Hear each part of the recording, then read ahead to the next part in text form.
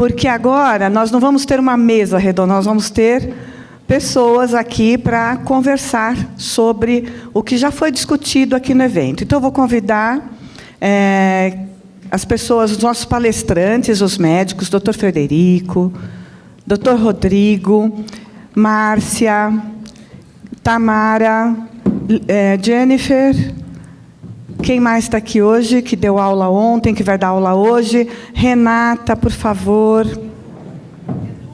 Edu, cadê você? Come on. Esqueci alguém? Não vi alguém? Tem mais alguém aí que eu perdi?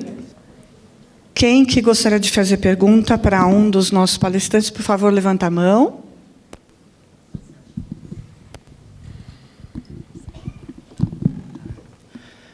Bom dia. Eu tenho uma pergunta aqui da Maria, que fez uma pergunta porque ela é tímida para fazer pergunta. Então, ela queria saber a respeito se existe um exame que possa pré-diagnosticar como um biomarcador, ou identificar se alguma predisposição em alguém que não tem sintomas, não tem histórico, mas teria uma curiosidade de saber sobre a possibilidade ou não.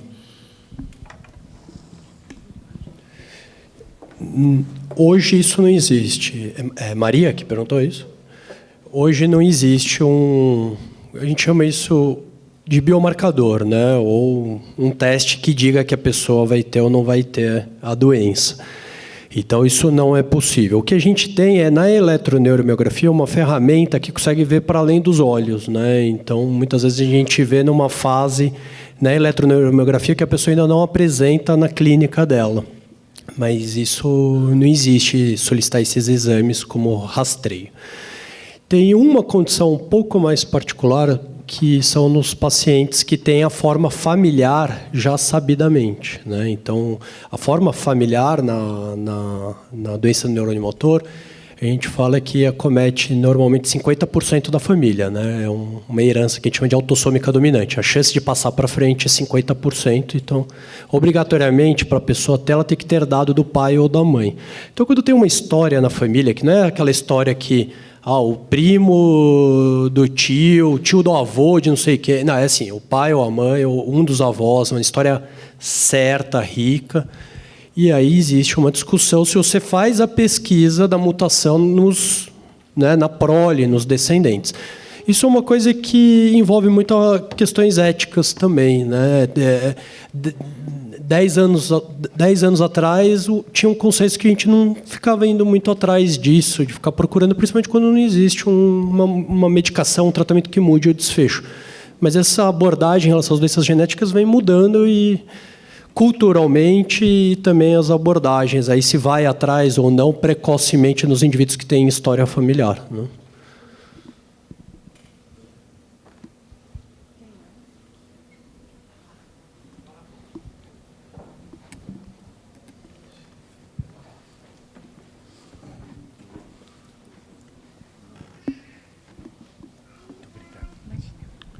Boa tarde.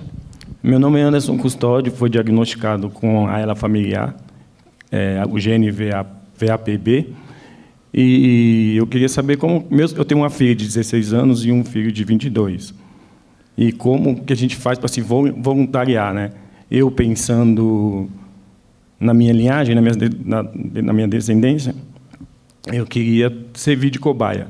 E como que eu faço para participar desses novos estudos, nova pesquisa, onde que eu me inscrevo, vamos dizer assim.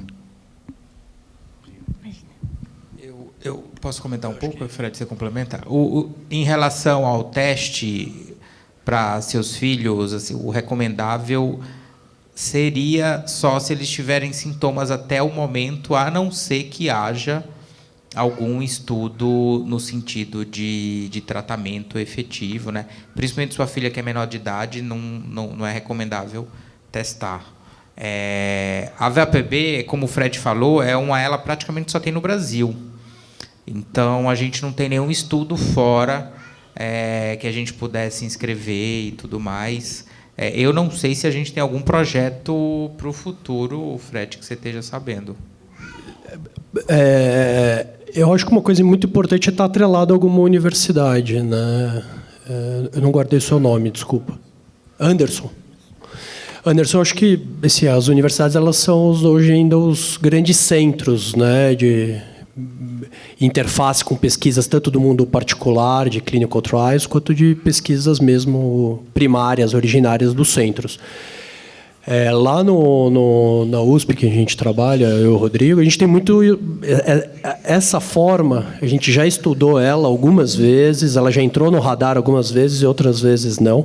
Tem várias limitações, né, de várias frentes a gente fazer estudos iniciais assim, no Brasil. Mas eu acho que é uma coisa muito importante você estar cadastrado, estar vinculado, né? Se eu te falar que a gente tem hoje não há um estudo, interesse a gente vem discutindo justamente para essa forma mesmo, né? Por ser uma forma que é do Brasil, então é a gente que vai conseguir contribuir com isso para o mundo, e é uma faceta da doença que a gente tem a oportunidade, né, de desvendar.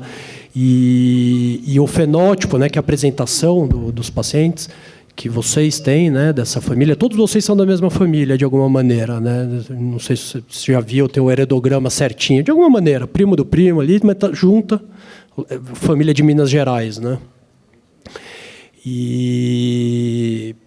E aí tem uma apresentação que é muito diferente dos outros pacientes, né? O tipo de fraqueza parece ser mais benigno, né? Um pouco mais brando. Tem outros comemorativos ali que não é só fraqueza, tem algumas outras coisinhas. Então, assim, hoje não tem, infelizmente, mas tem um interesse, sim. A gente vem discutindo mais ainda em nível de bastidor aí, organizar.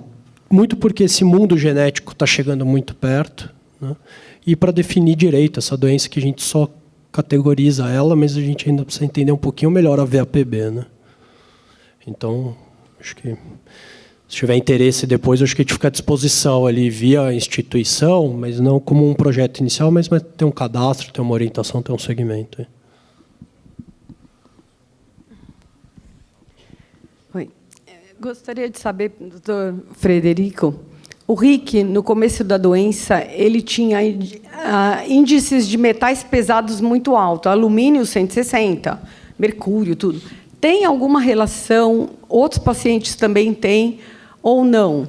E a gente chegou, inclusive, a ler muito sobre Lyme crônico e também tinha pacientes de Lyme crônico que também tinham os mesmos sintomas aí da ela, e soubemos de um caso que tratou Lyme crônico, era diagnóstico de ela, tratou Lyme crônico e se curou, ou ficou bem, que é o Dr. David Martins, nos Estados Unidos. Eu não sei se vocês sabem, conhecem esse caso, e se tem alguma relação com Lyme crônico também, e metais pesados.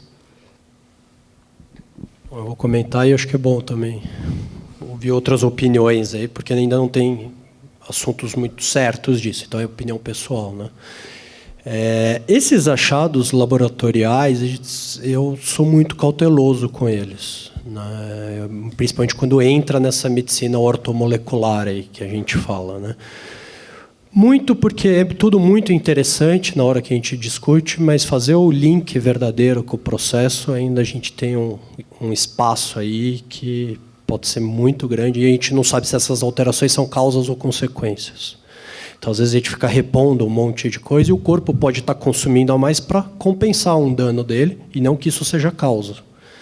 Então, só eu não consigo atrelar diretamente como fator causal, como eu até de cuidado. A gente não pode sair só porque...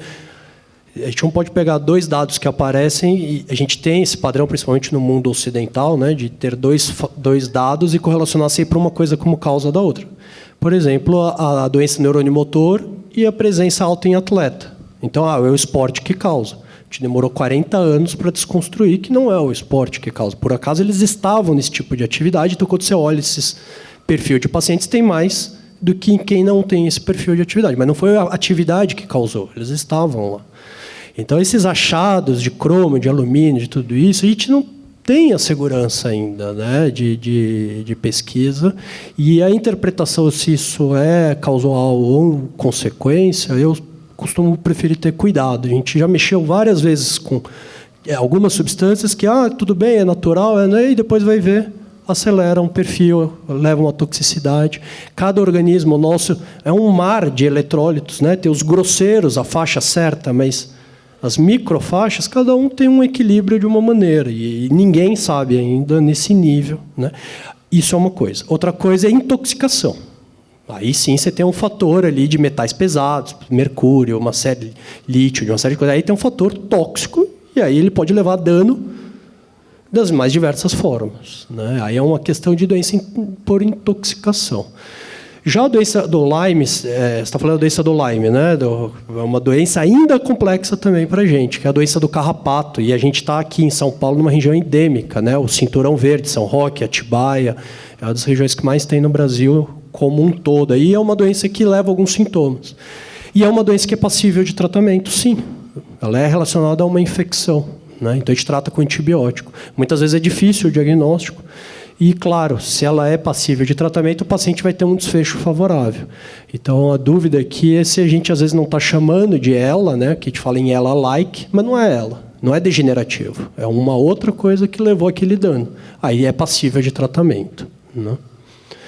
Então, são situações bem diferentes, e se tiver esse diagnóstico, tem que ser feito todo o empenho para tratar, porque há possibilidades reais de cura, né, quando é doença de Lyme, né? Mas é uma outra doença, né? Leva a outros sintomas, outras coisas, dentre elas a fraqueza, mas tem outros aspectos aí. Quer comentar, André? Eu acho que é isso que o Fred falou, né? Talvez a confusão quando você lê uma notícia falar que o paciente tinha uma ELA e tratou como doença de Lyme e curou, né? Ou que a ELA dele foi causado por uma doença de Lyme, né? É uma outra doença. A apresentação clínica pode, às vezes, ser parecida, mas um neurologista experimentado consegue diferenciar uma doença do neurônio motor de uma doença de Lyme, porque tem outros sintomas. E, em relação aos metais pesados, quando eles estão aumentados e causam intoxicação, eles causam uma neuropatia, né? Então, não é uma doença só da parte motora. Então, neuropatia vem com sintomas de sensibilidade, vem com dor. Então, uma doença isolada do neurônio motor dificilmente é improvável que seja causado por uma intoxicação por metal pesado.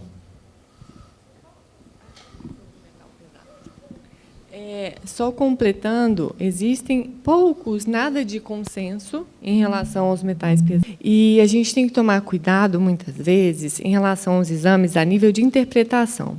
Cada estudo, muitas vezes, pode fazer de uma forma. Metal pesado, a gente avalia muito, a gente estava conversando mais cedo, a gente avalia muito sangue e urina. A gente tem que ter muita atenção, às vezes, quando a pessoa avalia muitas vezes só urina ou só sangue e pegar um resultado.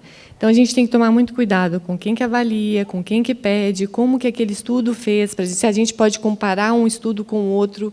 Então, a gente pode ter alguma coisa isolada, né, porque a gente já encontra algumas coisas, mas a gente tem que ter muito cuidado com essas informações, porque a metodologia pode significar muito nesses casos, né? Quem pede, como que faz, como interpreta. Então, a gente tem que tomar um pouquinho de cuidado nessas questões para a gente poder fazer essa comparação. Tá bom?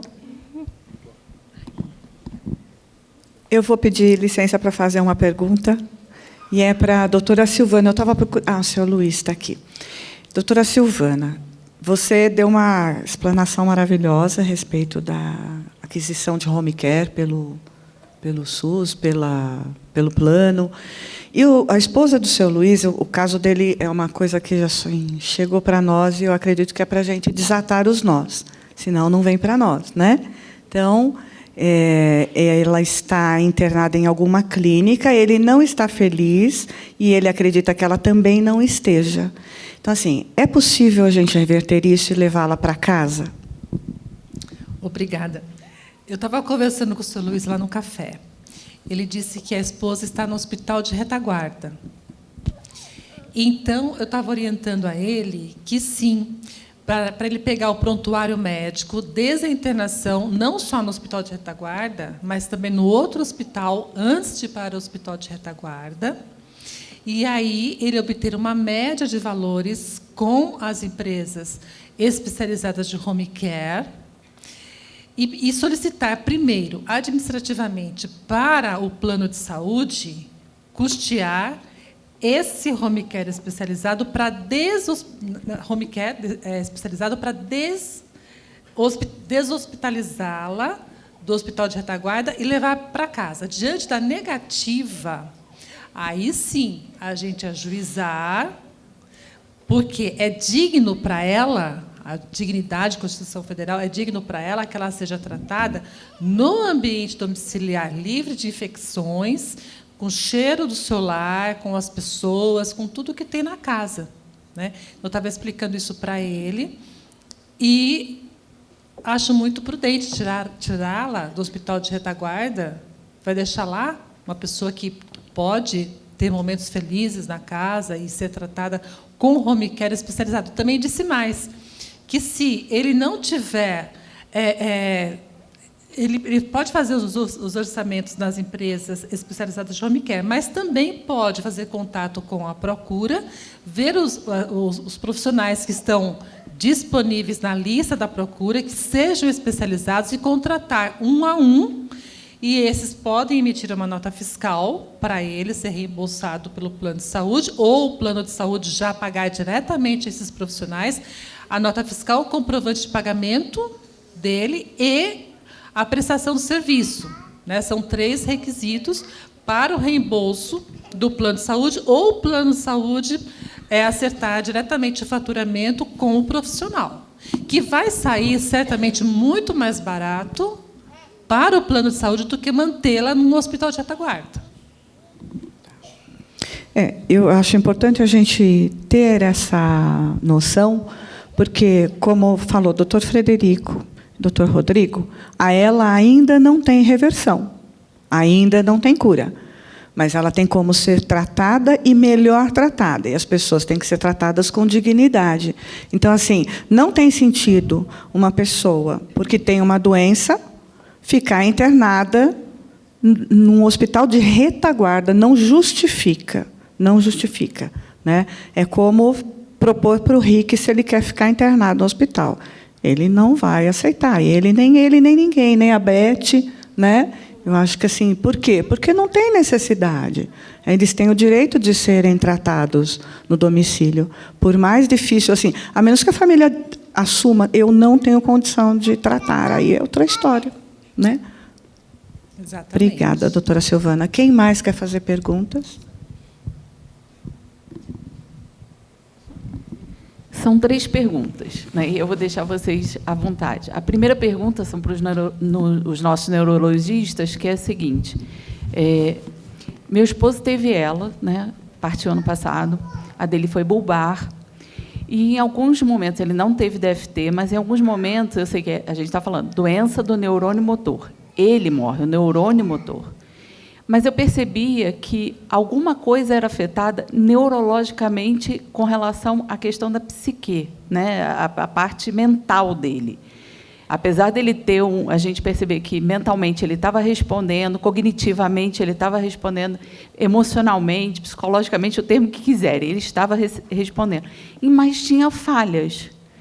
É possível a doença afetar essa parte também cognitiva? Não tendo, né, a DFT, quer dizer, existe essa queima também, essa perda? Essa é uma pergunta. E a segunda pergunta é o quanto as vacinas de pneumonia realmente são eficazes, né? Aí não sei se, né, a fisioterapia pode responder, além dos médicos. E, doutora, a terceira, no Rio de Janeiro, a gente está com várias pessoas que conseguiram os seus home cares por liminar com o SUS, judicialmente aprovados, só que há 1 ano esperando a implantação. Não é a liberação foi feita, mas a implantação. E aí os pacientes estão internados. Então, o que mais pode ser feito para que eu leve essa informação para as famílias? É isso. Obrigada.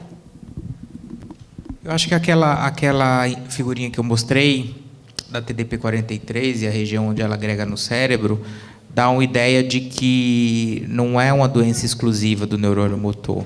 Então, a proporção de pacientes, conforme a doença vai progredindo, outras regiões do cérebro vão sendo acometidas.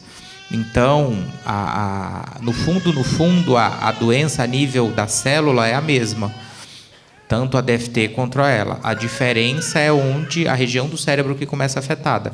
Então, é muito plausível, provável que possa acontecer de, naquele momento que seu marido estava com ela bulbar, os sintomas predominarem lá na região do bulbo ou na região do trato piramidal, neurônio motor que vai para o bulbo, e isso ir espalhando, e é como se fosse uma doença, lembra uma doença priônica que a gente fala, as células vizinhas vão adquirindo aquela proteína normal e vão ficando doentes.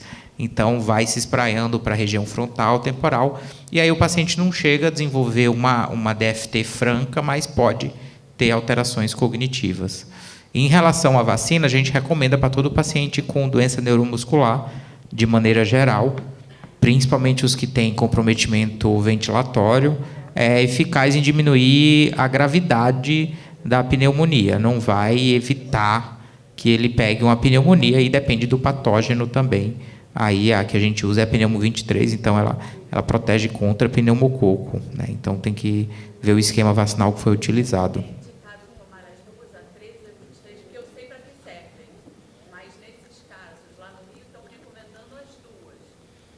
Sim, tem um intervalo, né, que tem que ser dado entre elas, mas é recomendado, sim, porque aí tem os diferentes sorotipos do pneumococo.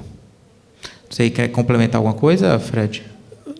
Da parte cognitiva, eu acho que tem o extremo, que é o DFT, que o Rodrigo pontuou muito bem, e tem um pouco daquilo que a gente fala, que são os circuitos, né?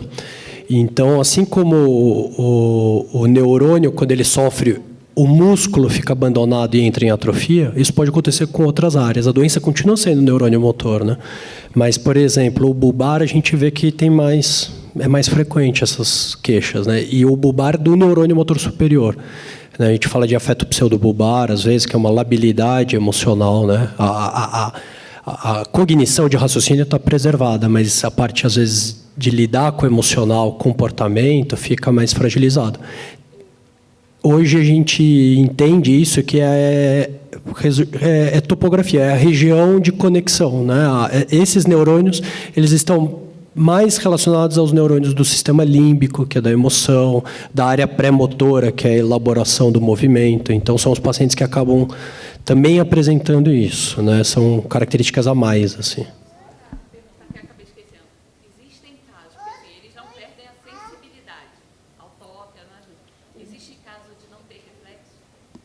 Reflexo do exame neurológico? Ah, sim. Quando perde, em uma fase muito avançada, o neurônio motor inferior, não tem reflexo. Geralmente, numa fase já muito avançada, desse neurônio comprometido, perde o reflexo, sim. O músculo atrofiou, né? Você atrofiou completamente o músculo, você não tem como ver o reflexo, porque o reflexo é a contração muscular, né? Então, se você perdeu totalmente o músculo, você não vai ter mais reflexo mesmo. Os pacientes tiveram as liminares concedidas, estão internados porque o SUS não implantou ainda. Então, diante dessa urgência da deshospitalização, a orientação é pedir penhora na conta corrente do município e do Estado, para custear o home care especializado. Agora, temos também o colega Dr. Luiz, se quiser complementar, advogado também, se quiser complementar essa orientação, tiver outra experiência, mas eu sugiro que se peça penhora, fala com o juiz, pede a penhora na conta corrente do Estado e do município, que não vai precisar passar por licitações, e o familiar, com esse valor de penhora, custeia. Mas antes pede o orçamento, apresenta o orçamento para o juiz.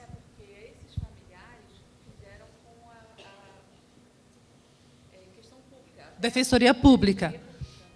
Teoricamente, eles deveriam fazer isso. Deveriam, mas nada impede que vá lá para o defensor público e fale, é urgente, senão, quando sair essa implantação, o paciente não está mais aqui, já perdeu o objeto. Né? Então, pede a penhora na conta corrente do município e do Estado. Aí eles vão correr para implantar.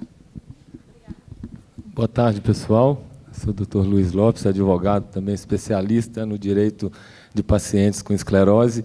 Obrigado, colega, pela deferência. O que a gente faz com a nossa prática?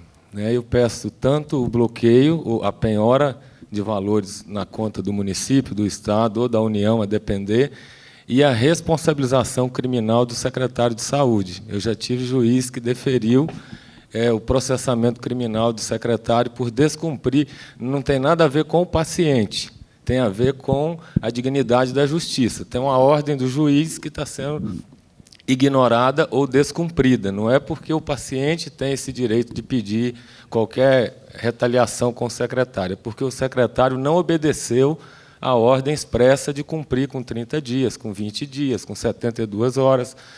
Agora, a questão da Defensoria Pública, por exemplo, é um órgão que trabalha para o Estado. Então, dificilmente você vai ter alguém do Estado pedindo. São profissionais de excelência, mas a carga de trabalho é muito grande, a demanda é muito grande. É como um médico de pronto-socorro, ele não tem como fazer uma anamnese muito bem feita porque ele não tem tempo. E o defensor público também são 100, 200, 2.000 pessoas para ele dar conta. Então, a recomendação, é, se a família puder, é achar alguém, um profissional, que possa, pelo menos, cobrar isso. Obrigado, gente.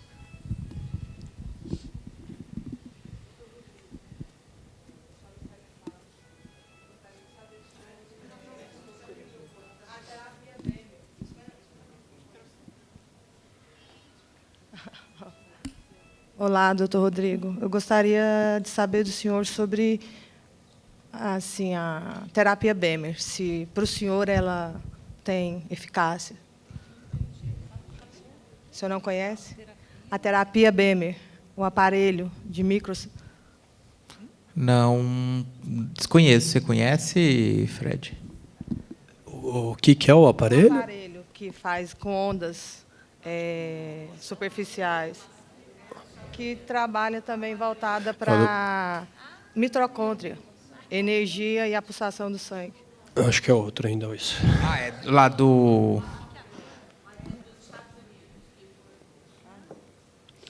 das ondas da proteína de choque térmico. Esse, do heat shock protein. Esse não tem estudo, né? O nosso é um Bemer. É um aparelho com ondas, ela atua nos capilares. E, assim, o que a gente estuda é as trocas, né, que aumenta a produção de energia mitocondrial. O senhor falou muito nela aí, né? Assim, qualquer terapia dessa, para a gente ter alguma opinião, teria que ter um estudo feito primeiro em animais, depois em pacientes com ela, com a dose da terapia, da radiação, das ondas, seja lá, e depois um estudo de eficácia, que a gente fala de fase 3, para ver realmente se muda a evolução da doença. Então, como não tem nada de estudo publicado, eu não consigo dar uma opinião. Não sei se Fred quer complementar. Eu acho que eu consigo complementar mais na onde entra esse tipo de tratamento, porque especificamente esse eu não vou saber fazer uma crítica. Ela é com aparelhos específicos para cada órgão e também com colchonete, que emite as ondas. Então, e são ondas magnéticas ou ondas elétricas? Elétricas. Elétricas? Eletromagnéticas. Mas, assim, baixas. Tá. A minha pergunta era assim, se vocês têm esse conhecimento nesse aparelho, se essa terapia ela é estudada. Não tem nenhum estudo, ensaio clínico em paciente com ela que eu conheça, não. Boa tarde. Mas essa é outra do que você está... Acho que você está falando do...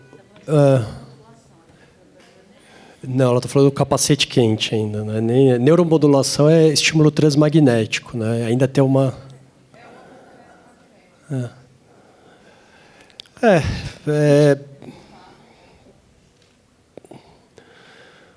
É difícil.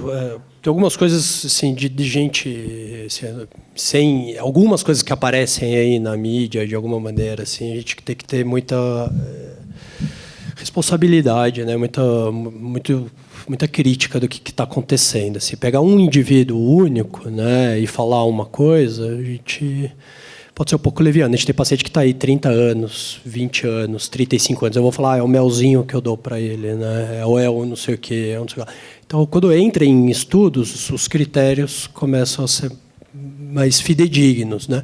A própria questão desse capacete Kate é meio maluco, acontece muita coisa simultânea, né? Existe um projeto de pesquisa num lugar, existe a venda de um tratamento em outro, né? É tudo misturado. Então, ela fala da pesquisa, mas se vende como tratamento em outro lugar. Eu acho que fica tudo em questões éticas e científicas aí muito complicadas mesmo ainda. E é uma pena porque mexe com a nossa esperança, mexe com a vontade que é de todo mundo, que é a gente achar a solução, a gente achar ganho, né? Que acho que é para isso que a gente tem que andar, né? Complementando a fala do Dr. Frederico, quando meu pai foi diagnosticado em 2003, nós fomos atrás de tudo que falaram que era bom. Meu pai fez urinoterapia, ele fez isso por alguns meses, e essa mesma pessoa que indicou urinoterapia também indicou um tratamento de argila. Então, 2 vezes por semana, eu passava argila nele, o tempo todo a gente ficava lá, argila virgem, com chá de cipó de macaco, um monte de coisa. E, enfim, nós fizemos. O que resolveu foi que ele se sentiu cuidado e eu estava fazendo coisas para cuidar. Então, essa conexão nossa, né, ele se expor àquilo e eu me propor aquilo, ajudou psicologicamente que a gente estava tentando fazer alguma coisa. Se isso resolveu ou não, não sei. Mas foi bom. Eu não me arrependo de ter feito a argila nele, e ele acho que não se arrepende de ter feito a urinoterapia, que ele fez. Mas assim, a gente tem que tomar muito cuidado, porque tem milagre aqui, ali, não sei o quê, mas não tem estudos como no protocolo clínico terapêutico. Se tiver no protocolo clínico terapêutico, já foi estudado, vários cientistas encontraram evidência, é internacional, está na Anvisa, está no Ministério da Saúde, é seguro. Fora disso, não tem segurança nenhuma jurídica do paciente. O seu relato eu acho que é perfeito, porque é bem o dia a dia. Eu acho que o cuidar, né, ele não precisa ser só voltado o tempo inteiro se aquilo é comprovado ou não. A gente tem que cuidar, né, da pessoa, buscar, e isso em todas as frentes aí. Então, esse lado, tudo bem. O problema é quando isso é atrelado a uma questão de cura. Eu vou te curar, né? E essa questão geralmente está atrelada a um outro tipo de troca, né? Então, é aí que começa a entrar em situações que são complicadas. A gente fazer coisas para o bem-estar, para cuidar dele, é ideal. E o paciente buscar isso é totalmente pertinente, né, gente? A medicina, infelizmente, hoje não dá a resposta que a gente gostaria. Então, acho que é normal a gente querer olhar para todos os lados, todas as opções. Isso eu acho que é natural. Eu faria isso, todo mundo acho que deve fazer. Agora, no papel do ato, né, dos profissionais multidisciplinares de cada área, a gente ter isso como uma venda de um produto, de uma estratégia, aí são outros 500, né?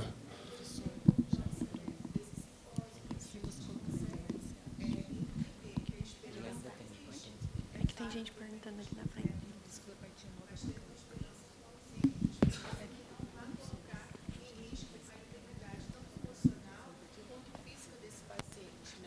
Acho que é isso que é o importante, não testar coisas que podem abreviar, né, o tempo, a estadia dessa pessoa aqui.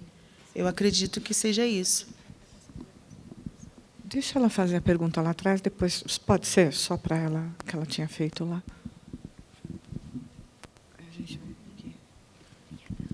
Boa tarde, meu nome é Amanda Veloso, eu também sou advogada na área da saúde, e só complementando já o que os meus colegas falaram, além, né, de pedir a penhora das contas ali do município e a responsabilização criminal do secretário, uma coisa que a gente faz muito e tem muito resultado é despachar presencialmente com o juiz. Já tiveram casos que a gente foi conversar com o juiz e perguntou: olha, você conhece essa doença? E o juiz falou que não, que ele não tinha a menor noção da doença e de quanto precisava agir de forma rápida. Então, isso também é uma indicação que a gente faz que acaba ajudando muito nos processos. E eu queria fazer uma pergunta para o Dr. Rodrigo. Ele falou a respeito da medicação Radicava. Eu queria saber se essa medicação ela é indicada para todos os pacientes de ELA, em qualquer estágio ali da doença. E uma segunda pergunta é se essa medicação ela pode ser tomada junto com o Riluzol, se uma é complementar da outra, ou se já toma o Riluzol, não pode tomar esse Radicava. Eu queria entender um pouquinho melhor, doutor. Sim, o Radicava, ele inclusive no estudo, um grupo de pacientes estava usando o Riluzol, então ele pode ser tomado junto com o Riluzol, não tem problema.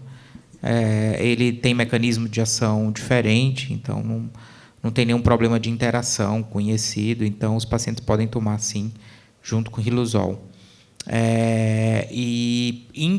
No estudo, aquele lá que eu mostrei, a curva de sobrevida, então os pacientes tinham uma CVF preservada ainda, uma capacidade vital relativamente boa.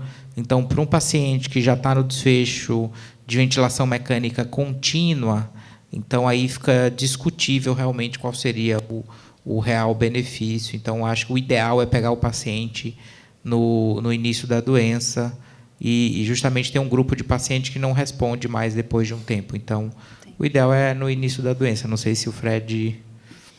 É isso, né? Obrigada.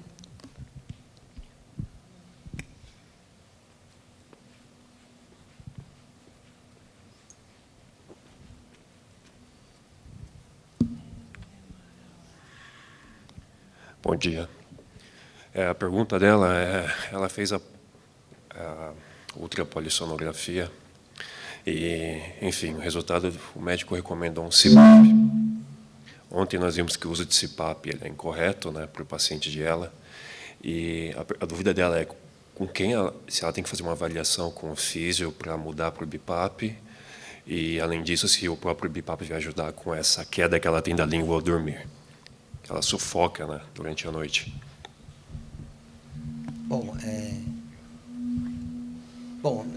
O CPAP não é indicado, então é só entrar em contato com o médico que fez a prescrição, explicar para ele refazer a prescrição. Então, o CPAP, que é uma pressão positiva contínua na via aérea, então você não tem uma frequência respiratória de backup, os pacientes evoluem com fraqueza. Em determinado momento do sono, o paciente para de respirar e eu preciso um backup, eu preciso que o ventilador faça a vez do paciente. Então, essa é a grande diferença, por isso que não é indicado.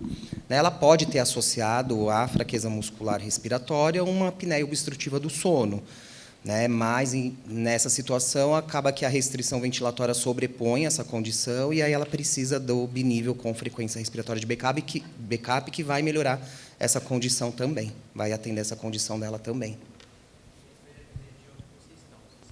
Vocês são de São Paulo?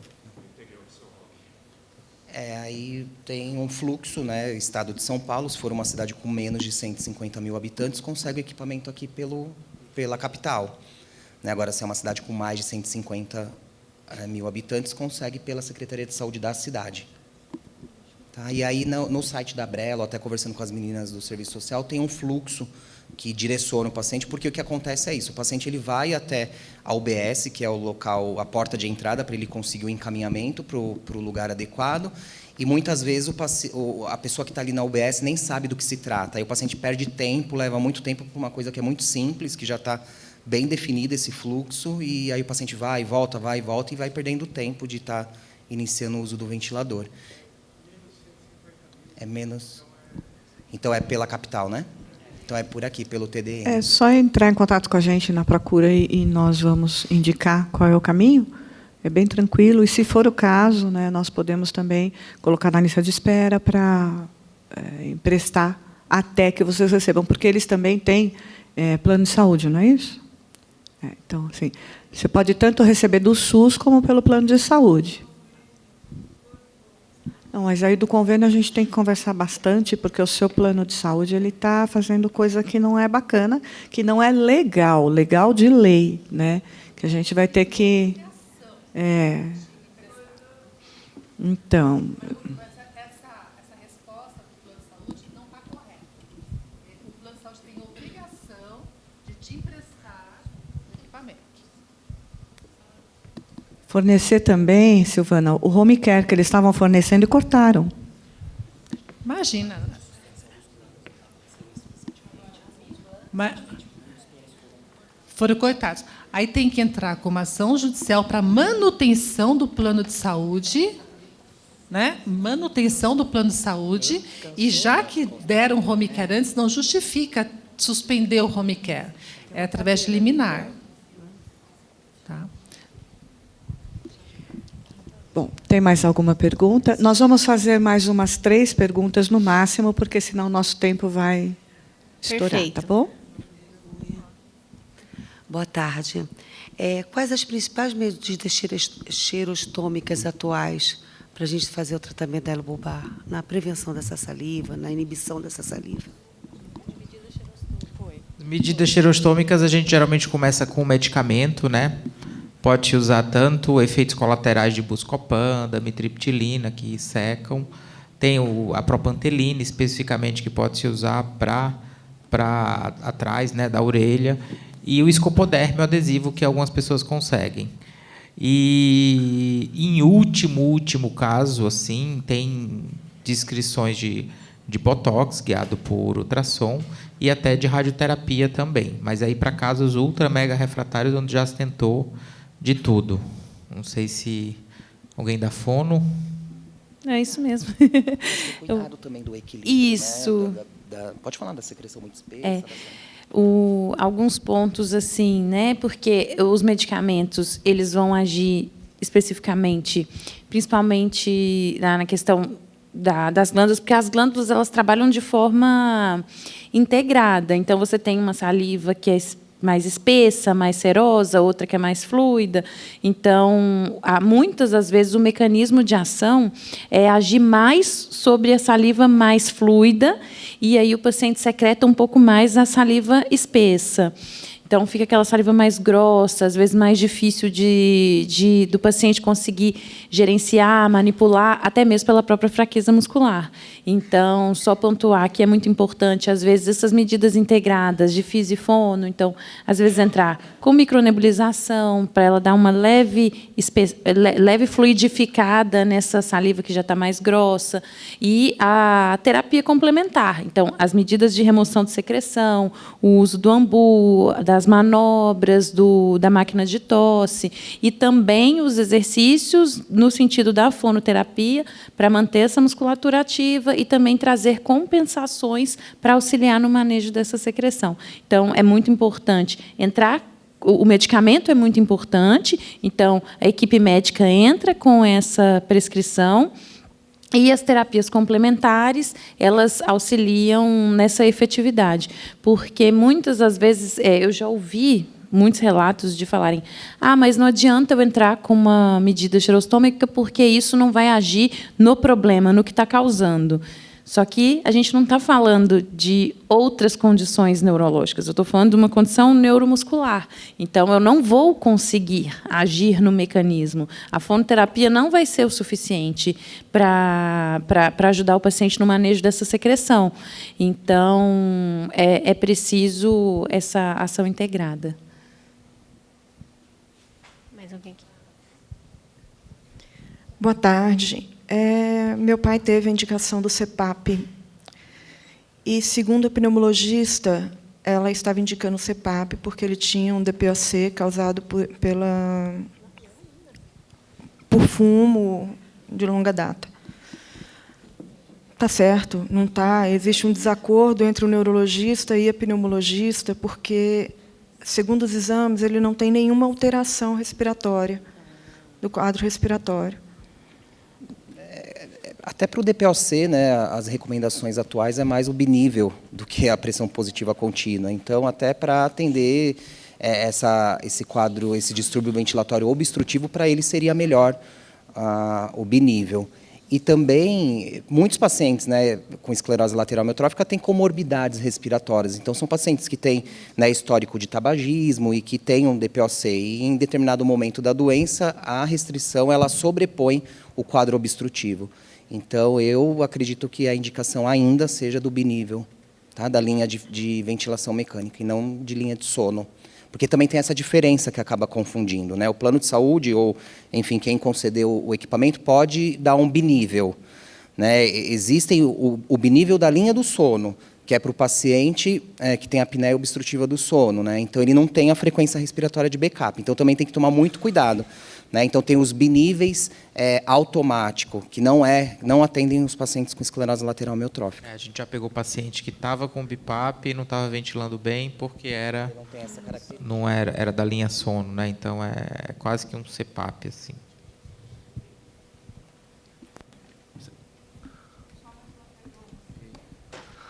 Boa tarde, tudo bem a todos? Eu queria perguntar, se possível, para a doutora Jennifer, ou o doutor Rodrigo, ou o Frederico, se os pacientes com diagnóstico de ELA pode ser feito o consumo de creatina ou alguma suplementação de whey. Se tem algum efeito positivo já conhecido ou não, por favor. Obrigado. A creatina a gente utiliza mais pensando no que ela faz fisiologicamente. Não tem estudo falando que ela tem benefício para ela, apesar dela ter benefício em outras doenças neurodegenerativas. E aí realmente tem estudos falando que realmente é muito boa, mas na ELA a gente não tem. Mas a gente faz uma indicação, sim, pensando na fisiologia, porque não vai trazer agravos para o paciente, né? E é até uma forma da gente também aumentar o fornecimento proteico. Quando a gente fala do whey protein, a gente tem alguns estudos refutando o que já foi falado anteriormente, que não teria problema a gente ofertar para esses pacientes, mas a gente tem um estudo que foi interrompido, claro que em altas doses, o mais antigo, falando que não deveria. A linha que a gente usa hoje é tentar evitar realmente essa oferta do whey protein, justamente porque a gente tem a oferta maior de aminoácido de cadeia ramificada, que é justamente aonde o riluzol ataca contra, né, para fazer a maior produção de glutamato. Então, a gente tenta outros fornecimentos de outras proteínas, como a creatina, e outras fontes, como a caseína, por exemplo, de suplementação para esses pacientes. E hoje a gente tem vários produtos hoje no mercado super possíveis, né? Então, a gente fica nisso, né? A creatina não tem comprovação, mas a gente usa porque é seguro, né? Assim como outras terapias a gente usa também que não tem comprovação, mas a gente usa como na parte por fisiologia, como é o caso da coenzima Q10, estudos mostrando que não tem comprovação que funciona, mas a gente usa porque é seguro. L-serina da mesma forma, mas e o whey a gente tenta evitar um pouco porque é muito controverso ainda. Alguém? Não? Bom, então, só temos a agradecer a todos. E agora eu vou convidar quem puder subir ao palco para fazermos uma foto final. E quem não conseguir subir, vai ficar embaixo para a gente poder participar da foto